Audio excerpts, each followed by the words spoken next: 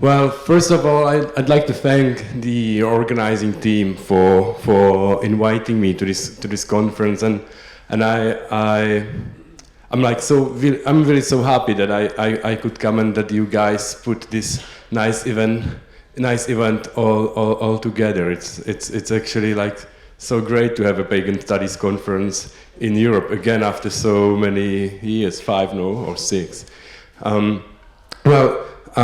My name is Pavel Horak. I'm based at the Czech Academy of Sciences at the Institute of Ethnology, and currently I'm a visiting researcher at the Department of Social Anthropology at the University of Cambridge. Well, and today I'd like to talk about a kind of long research of mine on the relation between modern paganism and Christianity and how these two mutually influence each other. And I'm going to present a part of my argument which I have written down in a paper I'll refer to you later on. But so I'd like to talk about doctrines and beliefs, because generally within the pagan studies it has been claimed by many scholars that modern paganism is a kind of doctrine-free religion, and it became a kind of narrative that practice is far more important than the beliefs. Well, my argument, or my proposal, would be that beliefs are under certain circumstances enforced, and they turn into doctrines, which serve as a kind of gatekeeping or discerning modern paganism from both other religions and within the modern pagan movement, within the different branches of modern pagan movement among each other. I'm working with my fieldwork data. Well, in this paper and then in the article, which is based on this paper, I also refer to some primary and secondary sources and books. But in this presentation, I'll just briefly mention basically one short example from my fieldwork. What are the implications of these arguments or of my proposition? Well, I think that we might lack a new dimension or understanding of such new religious movements, which seem doctrine-free or with blurred boundaries or no boundaries or whatever. So my research tries to address these blurred boundaries, no doctrines, hardly any doctrines, and things like that, and propose a different perspective. Well, I won't be talking long. Well, I try to make it as short as possible, actually. So let me just recollect here Margot Adler, who came up basically as one of the very first researchers of modern paganism in the US. That belief has never been, and she said that belief has never seemed very relevant to the neo-pagan movement. Well, and this kind of argumentation has been repeated quite a lot since the late 80s. For instance, Barbara Davies says that modern paganism has no standard creed or official doctrines, or official system of doctrines, and pagans tend to eschew dogma. Consequently, pagans believe widely divergent things about the world. And then there are some other scholars who follow this narrative. And of course, modern pagans themselves say that there are no doctrines within modern paganism because we modern pagans are not like Christians. So how could be there any doctrines when we as modern pagans are are not like Christians. Well, please note that I'm not denying that there are different beliefs, different varieties of belief, plenty of actually different beliefs in modern pagan movement, and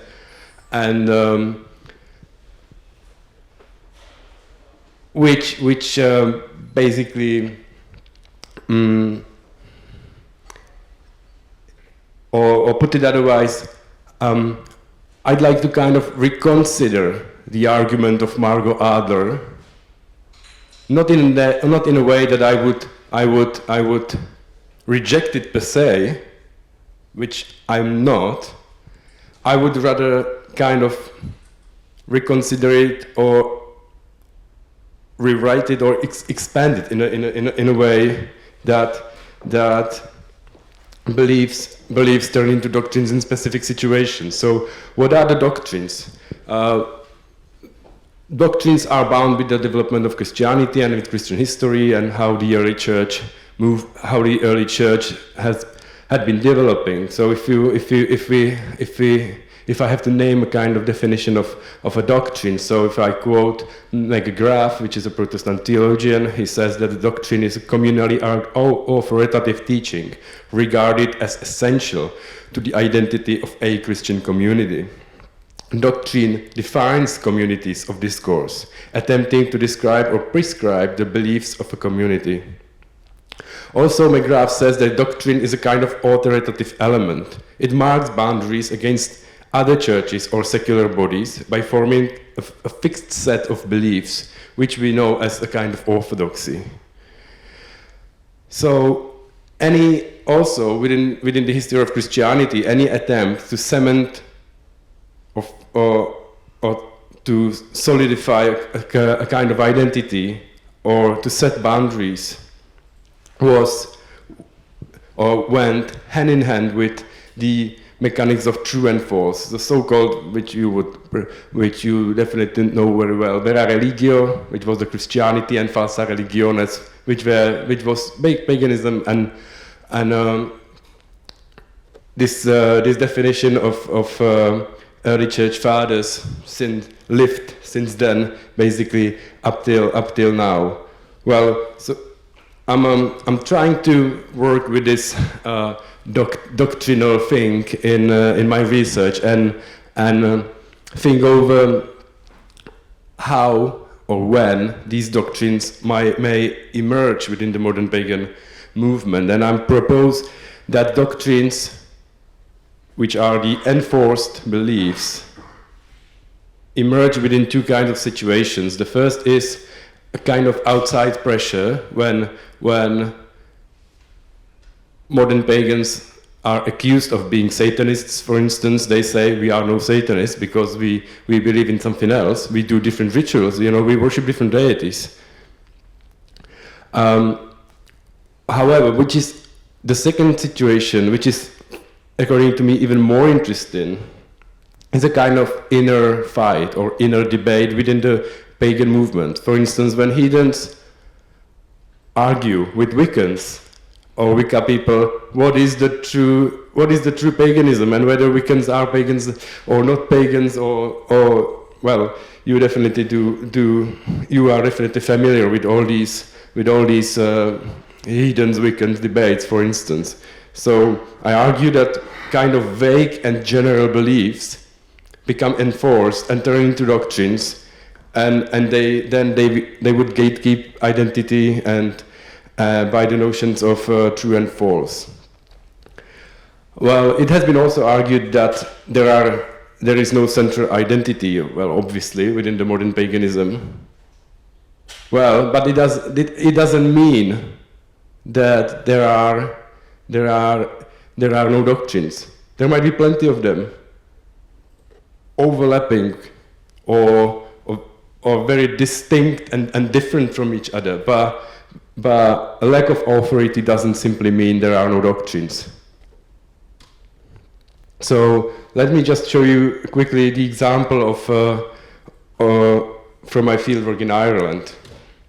So I've met this witch, I call her Jessica. it was in 2015. She was or is a coven leader, high priestess, and she, apart from working in the Alexandrian Wicca tradition, she works with a figure of devil, because she's also immersed in this kind of traditional witchcraft thing. Well, and she told me that she was rejected as not pagan enough by her fellow pagans in a pub mood, and she says, you know, that was because these pagans follow a kind of black and white religious thinking, doctrinal thinking. She was explaining and said, you know, it is a glamour, it's an illusion, and the modern pagans, are caught in that illusion of I act like a witch or I am a witch. So, and then she said, people are in that box of this religious black and white thinking, but the craft is getting out of that box. And then she continued, but my definition of the devil is not of what my pagan fellows like. And then she continues, very often when people come to the coven or start to talk with me, I tell them I work with Lucifer, the devil, and you can watch their eyes drop. Reason? Well, because they come up still with that Christian way of looking at the devil and Lucifer. Well, they do bring that baggage.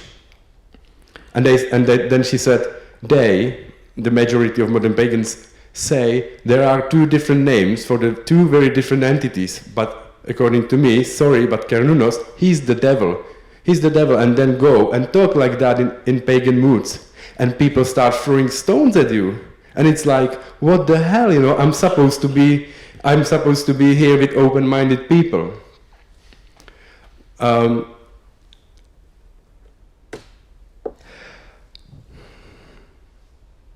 know, what are the reasons for that? This is another part of my argument. Well, I think that our Western Euro-American society is heavily shaped by Christianity.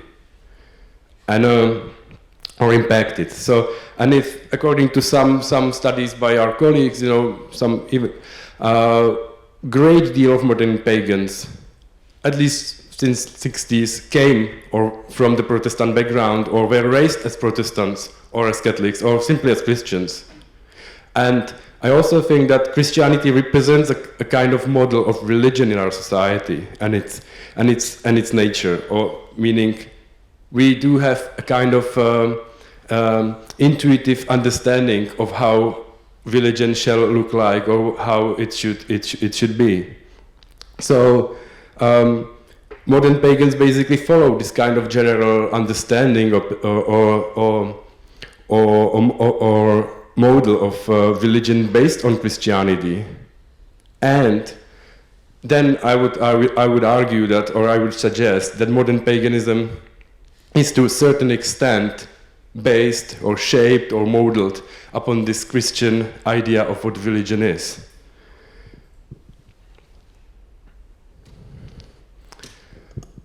Well, to summarize it in a certain way, following a certain set of beliefs, like being polytheist, considering nature as sacred, or whatever else, makes someone pagan, and these following certain beliefs helps you to discern between modern paganism and something else. Not only during the rituals, as has been claimed since the time of Margot Adler, but believing in different things as well. So beliefs are very important, and I've said that since the beliefs are there, when there are certain situations of this kind of crisis or pressure, beliefs became enforced and turned into kind of hardcore solid doctrines, and they really do follow this like black and white, true and false distinction, which is typical for Christianity. And this is the link how modern paganism is based upon Christianity or its model. Of course, there are different things which I do not reject, that of course, modern pagans believe in different gods. The notion of ethics or ethical values are different. There are so many different things which are different in modern paganism and in other religions. So I'm not saying that modern paganism copy-paste Christianity, but within certain situations, it behaves like Christianity, if I may use this kind of allegory. So I'm offering a kind of reconsideration of this like typical common description of modern paganism as a doctrine-free religion, where beliefs are not so important, because rituals are obviously more important. And and as I said, I do think that the thing that there is no central authority doesn't mean that there are no doctrines. There are different groups, different streams, different paths, different branches, and within them, of course, it varies a lot. But I think studying these situations when Wiccans and heathens, for instance, quarrel or fight, or when someone accuses you as a pagan of being child eater or Satanist or whatever, or so these extreme kind of situations. So studying these situations, I would say, could lead us towards a better understanding of modern paganism. And I was thinking of how to title this presentation, and I was thinking of this picture or something like that. So, which would somehow summarize my arguments I've proposed. Christianity is this statue, and modern paganism is the shadow. So obviously you can see that there are two different things on the picture, but and obviously the shadow is different, yet it is not so different. So there is this kind of dependency between modern paganism and Christianity, as Christianity is the model of religion within our culture. So I would propose that if we study Christianity more deeply, we would come up with a better understanding of modern paganism. And that would in turn allow us to rethink or understand in a different or better way similar new religious movements to modern paganism, which seem that they have no boundaries, they have no doctrines or things like that. That's a kind of my proposition. And here's the name of the article within which I've tried to put all the arguments in a far more better way than presented here now, and it's going to be published this November in Nova Religio. So I would invite you to, if interested, to read this one or email me to one of these two email addresses, and I can send you the PDF once it's out. That's it. Thanks.